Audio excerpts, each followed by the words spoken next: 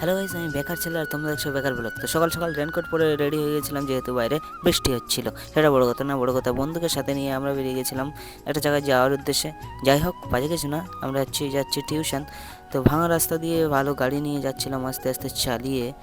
আর ভিডিওটা fast forward করে দিলাম, ভেবো না যেন আমরা ঝড়ের মতো গাড়ি চালাই, আমরা কিন্তু আস্তেই গাড়ি চালাই।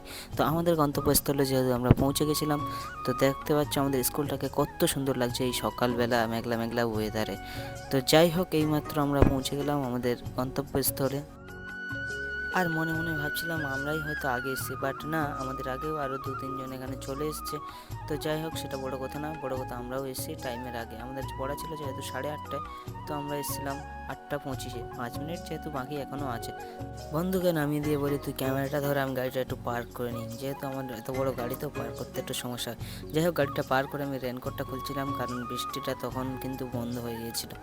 টিউশন শেষ করে আমি চলে এসেছিলাম বাড়িতে, আর বাড়িতে এসেই দেখি জেরক্সের নাকি লাইন পড়ে আছে। তো যাই হোক, আমার বাড়িতে আমি জেরক্স করা ছাড়া আর কেউ করে না। তো ফটাফট সে জেরক্সগুলো আমি তাড়াতাড়ি করে দিচ্ছিলাম, কারণ তাদেরও নাকি তাড়াতাড়ি লাগবে। সেটা বড় কথা না, বাঁদরের মতো মুখটা একটু দেখে নাও, আমি একটু মুখটা দেখে দিলাম, নাহলে ঠিক আমার যেন জমে না।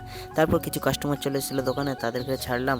আর ভালো করে দেখো তো, এটাকে চিনতে পারো কিনা? হ্যাঁ, সেই ভাইবো আমার, ও এসেছিলো জেরক্স করতে, তার নাকি জেরক্স করতে হবে। তারপর আমি চলে গেলাম 10:45-এ রেডি হয়ে স্কুলে। তো স্কুল থেকে ফিরে এসে দেখি এতগুলো জিনিসপত্র পড়ে আছে আমার জন্য, নাকি এগুলো আমাকে সব দিয়ে রেখেছে।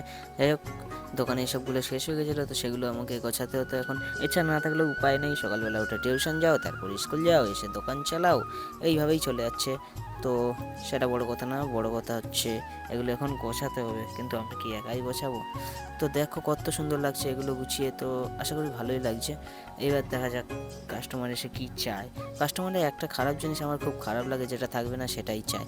সেটা বড় কথা না, সন্ধ্যা হয়ে গেছিলো আর জেরক্স ফের চলে এসেছিলো, জেরক্স করছিলাম সেগুলো। তারপরে এইগুলো চলে এসেছিলো ল্যামিনেশন করার জন্য, তো সেগুলোই আমি বসে বসে করছিলাম ল্যামিনেশন। তো আজকের মতো এই ভিডিওটা এই পর্যন্ত, দেখা হচ্ছে কোনো পরবর্তী ভিডিওতে নতুন টপিক।